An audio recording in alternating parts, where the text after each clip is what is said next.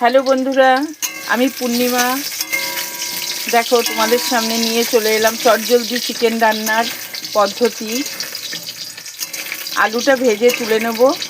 তুলে নিয়ে তারপরে আমি এক এক করে তোমাদের দেখাচ্ছি সব।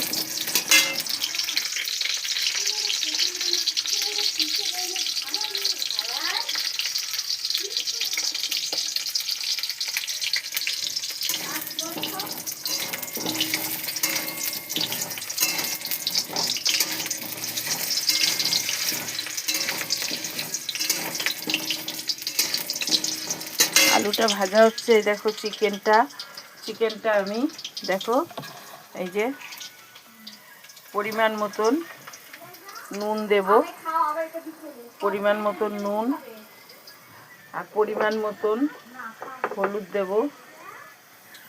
এই যে হলুদ দিয়ে দিলাম, হলুদ। আজকে আমি কাঁচা লঙ্কা দিয়ে চিকেন রান্না করব। এই কাঁচা লঙ্কা ভেঙে ভেঙে দিয়ে দিলাম।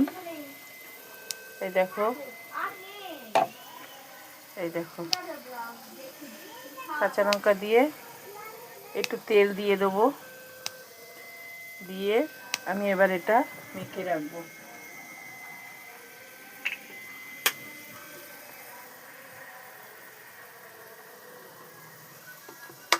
অল্প করে তেল দিলাম, একদম কম তেল দিয়ে মেখে রাখলাম। মেখে রেখে এবার আমি যেটা করব, আলুটা ভাজা হয়ে গেছে। দেখো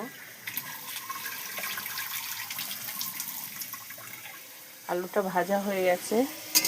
এই যে আলুটা তুলে নেব।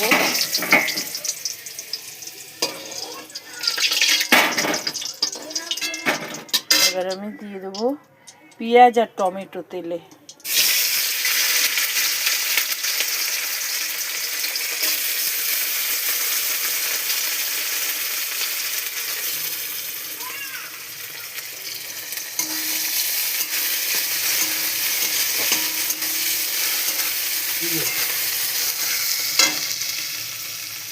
পেঁয়াজ আর টমেটোটা দিয়ে দিলাম আমি। দিয়ে এবার আমি মশলাটা করে রেখেছি। দেখো, আমি বেটে রান্না করি। আমি শিলনোড়ায় বাটি, আমি মিক্সিতে করি না, বেটে।